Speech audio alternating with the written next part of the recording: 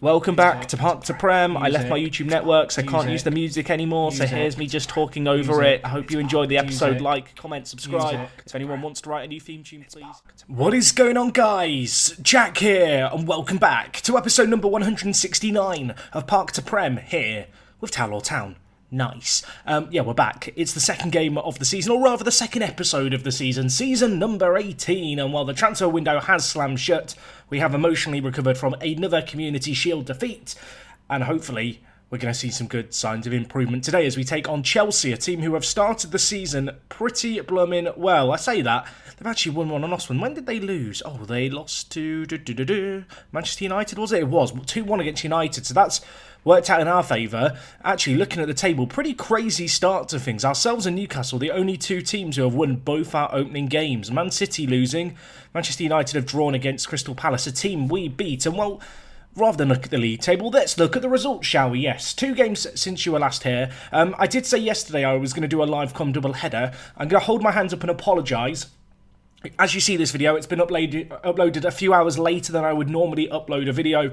I've had a pretty crazily busy weekend with lots of stuff going on, and I can't really do a double header today and get it up for you today. And I want to give you your daily dose of Park to Prem, even if it is a couple of hours late. But with all that in mind, it does give us a little bit more time, I suppose, to look at our squad and some of the youngsters coming through, because I feel like we didn't talk about them nearly enough. So, anyway, 2 games since you last here. The first of these was against Watford, and Claudio Cancina with the only goal in this game, a tidy little finish, a game which, to be honest, was just fairly standard. I would have loved a few more goals. I have been looking at ways we can go more attacking, but nevertheless, a good result there. And well, in the next game against Crystal Palace, not the easiest of oppositions by any means. We got off to a really good start. Steve Norman just out on the left-hand side with acres of space, and then just before half-time, Shvetsov with his trademark header from a corner. His first of the season, of course. He's got a little way to go to match last year's goal-scoring record, has Shvetsov, but not a bad way to open up his account for the year here. They did score late on, but to be honest, we never really looked like losing. The stats in the bottom left give you a pretty good indication for how this game played out.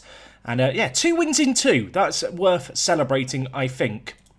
In terms of the team, a little bit of news. Dylan Turnbull has signed a new contract at the club, which you absolutely love to see. He has joined us now on £155,000 a week, which is quite a big wage rise. It's a lot lower than what he was asking for at one point. It's a 5-year contract, so we've really got him now until he's 31, until he's in his prime and kind of, I guess, exiting his prime, which is obviously lovely to see.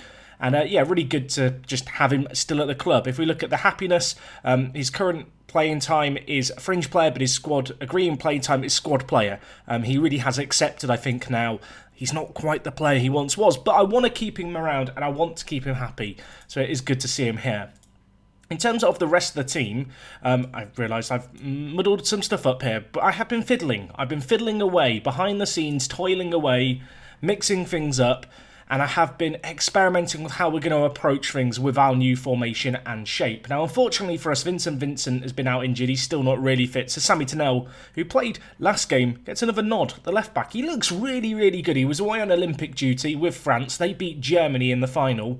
Him and Frost, they've been arguing in the training ground. But yeah, I'm very excited to have him back in the team as a homegrown at-club left-back. But in terms of the team, you'll notice a few role switches since we were last here. I've obviously been looking at the new system. We've changed things up a little bit. One thing I noticed was a real lack of penetration from the midfield into the final third. So rather than have what we had before with 2 complete forwards either side, we've ended up switching Norman to be a false 9, a role which I'll hold my hands up and admit I have not used nearly enough in Football Manager ever. So we're going to see how it works for us here. But you can see Norman, whilst he's not got the craziest passing, it's more than serviceable. You know, decent vision, his passing's improving a little. And everything else about him is absolutely superb for this role. His mentals, his physicals. He is built to be a false 9 in truth. So I'm quite excited to see what he can do. And well, with him on false 9 rather than complete forward on support, we've now got Holman on Mazzala on attack. And I'm really hoping that Holman is going to make these penetrating runs forward. Him and Norman are really going to have some nice movement around each other. You know, cause a little bit of an overload potentially with the left wing back overlapping as well. We'll have to see how that works out for us. On the other side, obviously, Andre playing as an advanced playmaker, doing some very, very good stuff. In the team, experimenting a little bit of advanced playmakers. We've not used them too much in recent years at Tower Town, but you can see here again, Andre pretty well suited to this role. He's kind of the jack of all trades, master of none, Andre. So we'll see how he gets on. I guess the other option would be to bring in Matasevic, which, you know what I think about it, I'm quite tempted to go with, because last year, playing advanced playmaker higher up the pitch, he had such a good year. You know what? Matasevic, you've getting the nod today. I've changed my mind last minute, everyone.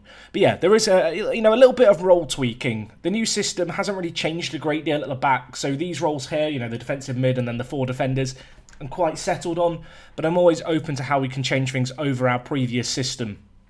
With this system, with us having more men in the final third, I do want to press that little bit higher up the pitch, which we have been doing in the opening games. It's going to be interesting to see how that impacts us from a defensive perspective, but the early signs have been pretty promising, to be honest. So that is something that we'll be monitoring. There'll be further tweaks here, but right now it's just been a few role switches around in the midfield, really looking at ways that we can, I guess, link up the play between the strikers and the midfielders. And I think actually a Mazzala and an advanced playmaker probably isn't the worst way to go about doing that.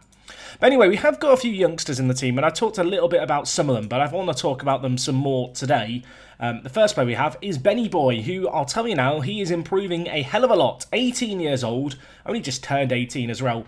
His physicals have always been a little bit of a concern for me. So this year, he's joined the club, obviously finally turning 18, and we have now switched him up to be a shadow striker with a focus on quickness. Shadow striker is just an incredible role for getting lots of love and attention on the physicals. Obviously really helps, I guess improve his mentals even more. And a few of the technicals that I would consider him lacking in terms of dribbling, finishing, first touch, also get a little bit of TLC. So all in all, I'm really excited about Ben. I want to be giving him some regular first-team football over the course of this year.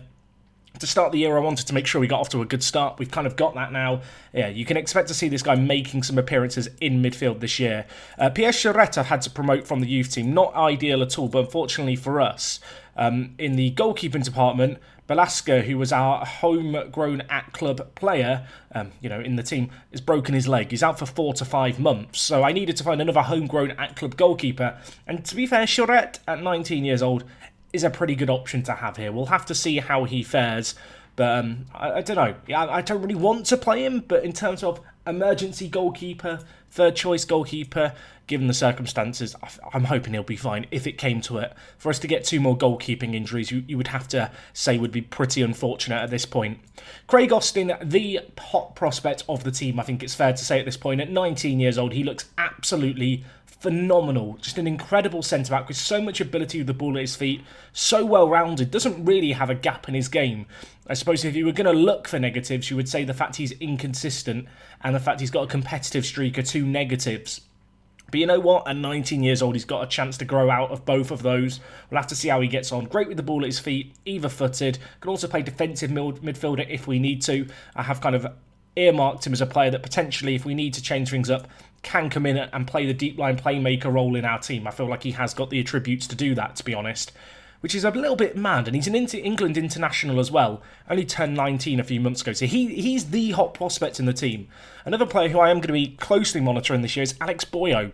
Another English centre mid actually, a player who we signed for a few years ago now from Birmingham for 15 million. Last season he went on loan to Everton, where he had a pretty good spell from January onwards, played lots of regular football, showed some good signs of development. The big issue with Alex here has always been his vision. It's been a glaring weakness in his game from the very beginning. And if we just take a peek at it here, you can see it has improved quite a lot. In the last 2 years, it's gone from 6 to 9. So if he can continue to have that level of development in the next 2 years, going into his early 20s, I'd like it to be at 13 or 14, really. I will really, really like this guy as a centre mid. Incredible mentals, really good physicals, really. And he just looks like he has a lot of room to develop. More of a deep line playmaker, I think, than anything else. His dribbling and finishing lead me to believe he's not really going to be able to do a great deal further forward up the pitch. But another good English wonder kid worth keeping an eye on. And I guess a direct competitor to Boyo is going to be Robbie Voice here, who is, well, you can see here, he's a centre mid. I think I am training him to play, I was at one point training him to play deep line playmaker, and then I realised that we had Boyo, so that's why he's got a little red circle there. I'm going to hope he's going to forget about the week that we had him playing as a deep line playmaker, otherwise that red circle is going to annoy me.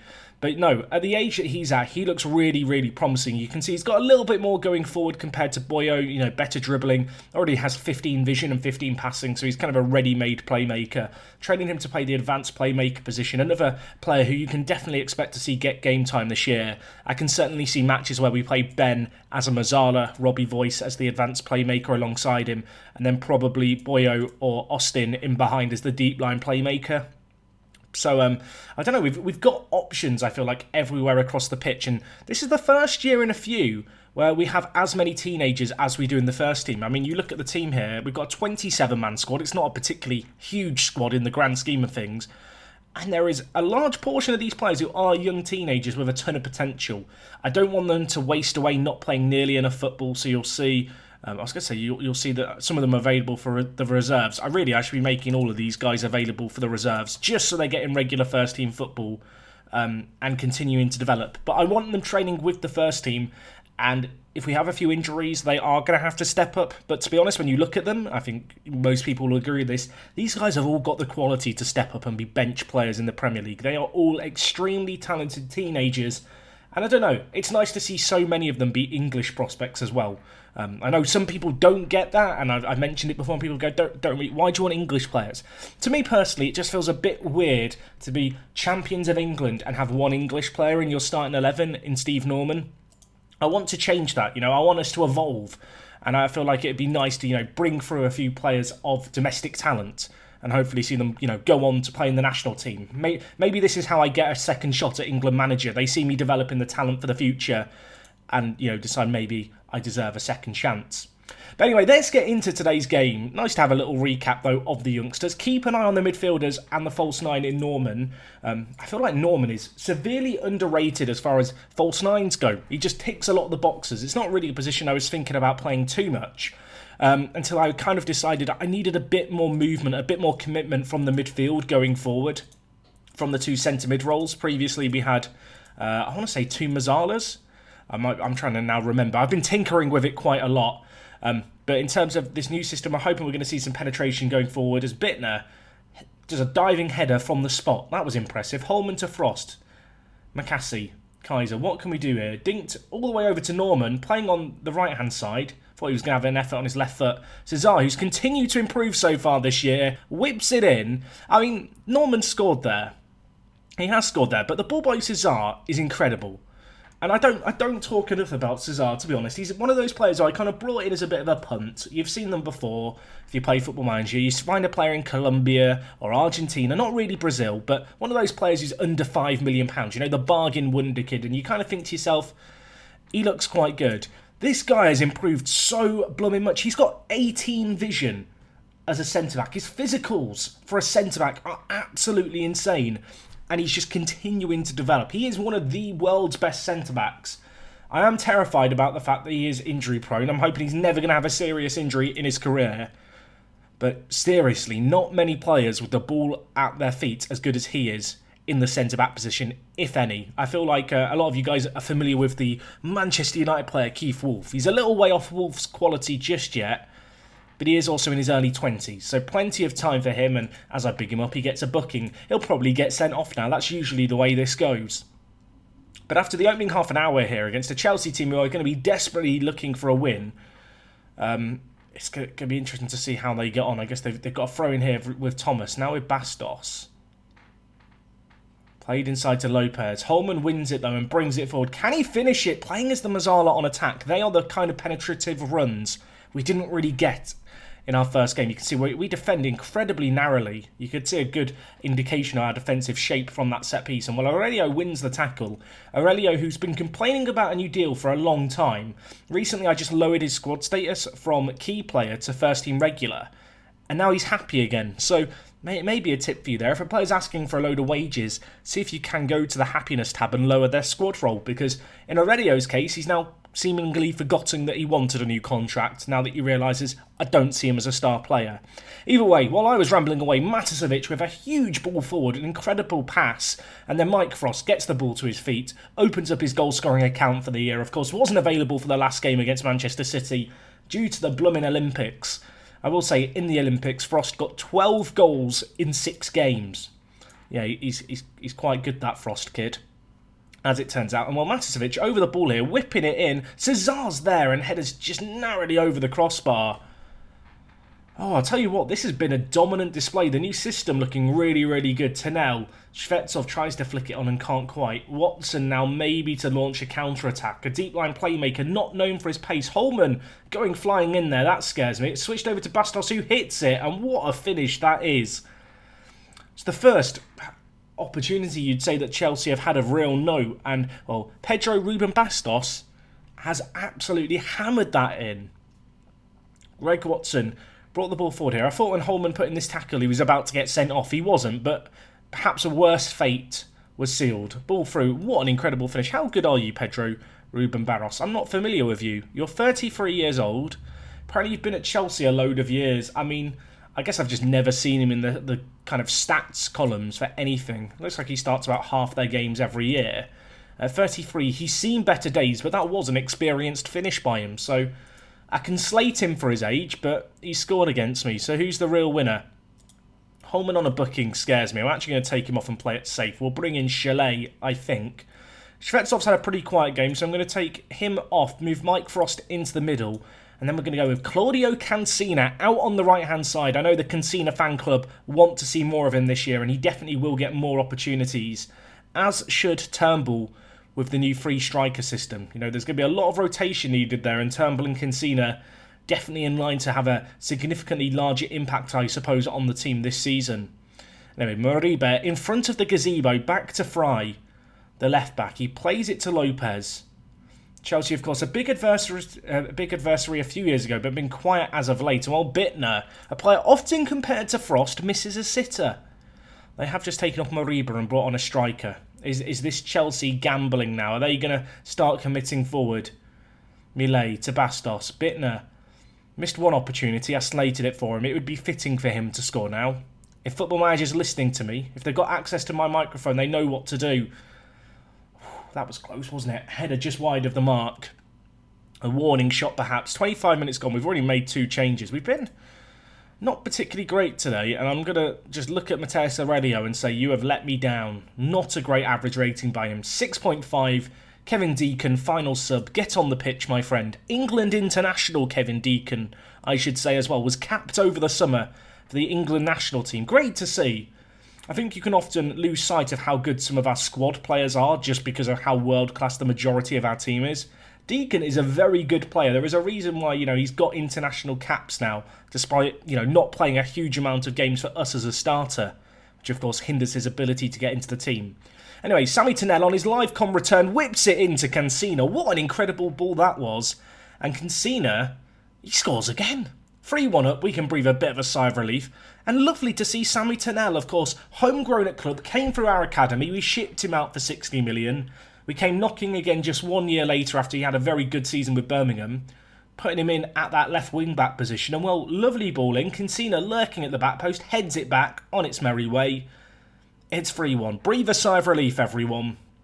Breathe a sigh of relief. This is one of those really tricky games that you don't look forward to during the year. Chelsea and Man City, without a doubt, the big teams for us to go against. Was that a foul? Is that an own goal? What's happening? VAR. It looked like a foul. It was offside, apparently, by Millet. I thought Morrigan was fouled here. Whatever happened, it's been disallowed. And we're let off the hook. And with 2 minutes left, time just trickling away, we're going to win this one 3-1. A draw was predicted before the match. Apparently, the pundits are surprised we were able to come away with a win. Chelsea this season, you can see, predicted to finish 4th. So they've fallen down the pecking order a little bit. We're predicted to finish top, and well, we have done just that. So we should be top of the league now. We should be top of the league with that result. Let's have a quick peek, shall we? Yes, ourselves and Newcastle up there at the top of the league. We did play early. Tell you what, why not match continue a few times? Unfortunately, I'm not going to be able to get a double live com done today because otherwise this episode wouldn't come up the day that you're seeing it. And yeah, I feel like that was a pretty good game for a one-off game. Taking on one of our big rivals and coming away relatively unscathed. It's kind of all you can really hope for. Chelsea have so much quality. They're down in 15th now, though. I mean, our start to the year was kind of kind. Theirs has not been. You can see here, Everton were in 3rd, they've lost. Newcastle were in 2nd, they've lost. Manchester United did win 2-1. And, well, Man City playing Brighton. You would expect Man City to win this game. Brighton, can you pull off a miracle? Can you pull it off? I mean, they've got a draw. And at this very early stage, if we just look at the season preview, Manchester City, Man United, Chelsea and Liverpool predicted to be the big rivals this year. And if we just look at the league table, Manchester United and Liverpool living up to their billing to an extent. They've both slipped up. Meanwhile, Manchester City now in 7th, having dropped 5 points already. Chelsea, I mean, they've had some tricky games, granted. They're just 2 points above the relegation zone. I mean, Chelsea fans, be worried. This could be the year that you go down. Can you imagine? I mean, Frank Lampard's job may be at risk for the first time ever. Never been sacked. He's the only manager longer serving than me. I want to take that record. So, yeah, if we could get him sacked, that would be lovely. I'm sorry, Frank, it's nothing personal. I just want the record to myself. But anyway, guys, that's going to wrap up everything from me today. A good little result. I will leave you with this beautiful site, the Media Dream 11. 4 of our players in it. You'll love to see it, including Norman over Shvetsov. Is that controversial? I'm not sure. You guys can let me know. In terms of when we'll be back, I'm not entirely sure. I kind of want to wait and see who our Champions League opponents are going to be. We have got Manchester United at the end of October, but that is a long, long way away. So with all that in mind, I'll play a few games. I'll figure out what's what. Hopefully there will be an episode tomorrow, but as I am running a little bit behind, and I will apologise for it, you may have to wait tomorrow. I'll tweet out about it at WorkTheSpace. If you're not already following me there, then go do that. Make a Twitter account. Follow me. Make me feel special. But yeah, that's all from me today, guys. Great result. Steve Norman, 2 goals in 2 games. Frost getting a goal. Cancina getting a goal. All our strikers have now scored this season. I'm feeling very good. Let me know what you make of the new system. I'll see you guys soon. Thank you for your ongoing support. It is me, Jack, and I will talk to you guys in a bit. I can't use the outro music either. Please like, comment, subscribe, or do neither. You can support me on Patreon. It's really appreciated. I don't know what rhymes are appreciated. Let's end this here.